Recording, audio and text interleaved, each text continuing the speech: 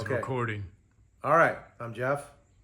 We're at Motorcycle Sport Shop, and we're going to talk about the 1992 WR500 that I own and what it's got on it right now, as opposed to what it's going to have done to it later, which we're not really going to go into. But so to start, we can start at the front end, which it has a 2001 YZ426 front end, triple clamps, top and bottom. Got Scott steering stabilizer, top mount, and we got the Vector computer. Okay, blue CR high or double high tag bars. You can't get tag anymore. You can get the super high bars though. The headlight is H3 Honda Shield. Glass lens, really good quality projection of light. The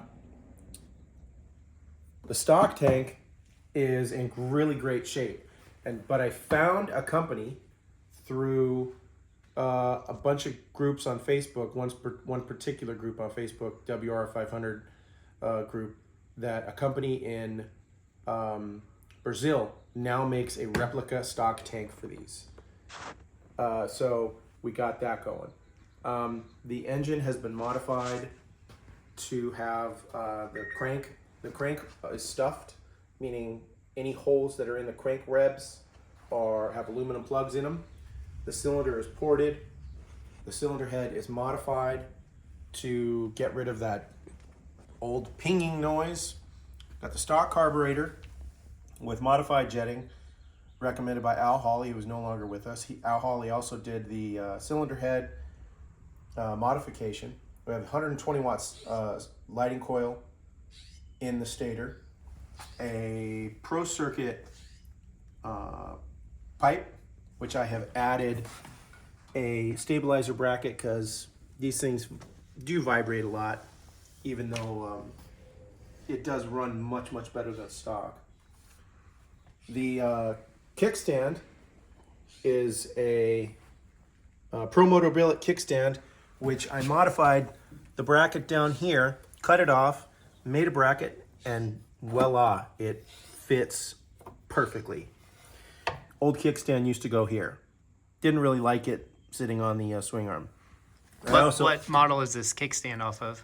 I believe it's off of it's off a late model YZ. We'll put it in the comments. Yeah, Or we'll have the to add it description. later when I do do another video of the modifications that are going to be done to this bike. As a plus on this old style swing arm with these snails, I had an incident where I went off a really hard jump and the snail jumped over the post and pulled the swing arm, bent the snail. So I had these machined from a good friend of mine who's working on some other products for the bike that hopefully we'll be able to get out there and market. Changed the license plate bracket to super slim, have a brace on the underside to keep this totally solid.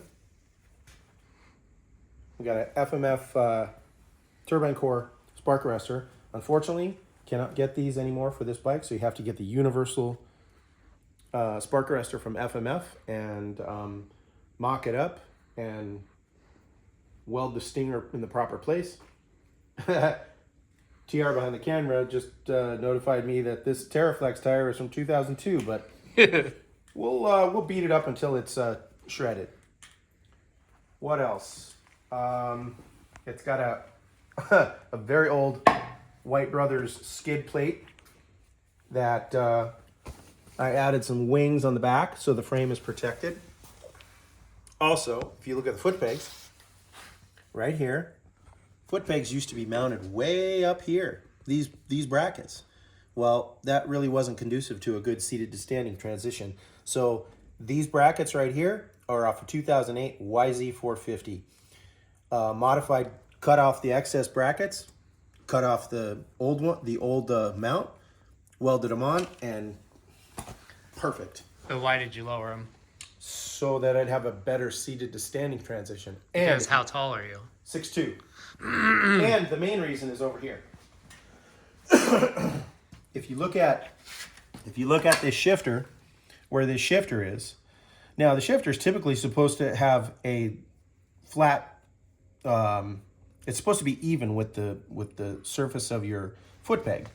Okay, so if you had the foot peg way up here, which is where it wasn't ideal for proper shifting. And if you ever go back in the magazines or you watch Damon Bradshaw in the early 90s racing this bike in the outdoor nationals, there was a weird bracket and linkage system that Paul Thied from Race Tech made for Damon Bradshaw.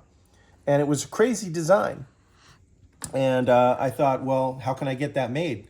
And it was just too involved and too much time. And I said, well, why don't I just lower the foot pegs? And Bob's your uncle. Did you extend the shifter? I did. I extended the shifter and I extended the brake pedal so that there was more room, so it wasn't as tight. And what else? You modified the airbox here? No, yeah, just put the holes in there. So we have a lot of ideas for improving, just changing this bike. Some will say, why would you want to change this bike? Why don't you want to go with stock? Well, okay, I could do that. There's a lot out there, but you know, I like messing with stuff, and I'm gonna mess with a lot of stuff. A couple of things I'm going to be working on is an aftermarket clutch cover, which is right here. This is a prototype, okay? It doesn't quite fit exactly. I'm having more made. I'm going to have one made, make sure it works, and then hopefully I'll be able to offer this to the guys who have IT 490s, YZ 490s, WR500s. This cover will be 3/4 of an inch deeper, so you can run an auto clutch if you want. And the only place that will get you an auto clutch is EFM auto clutches. You have to send them your basket. So that being that, one of the other things I want to work on really quickly, well, it's going to take some time, is installing an electric start on this bike. And it's going to be some work. It's going to be interesting how to fix this so that I can make this electric start. Why, you say? Because I want to, and I can. Because I can. Did you do anything to the rear shock? Oh, the rear shock and forks have been... Well, you talked about the forks. The rear shock is set up. It's just built for me. Gogor spring. Yes, heavy duty spring. Which I'm gonna have to lighten up a lot because I've lost a lot of weight. So, yeah. If you have any questions, feel free to post them, and we can answer them as best as possible. Thanks.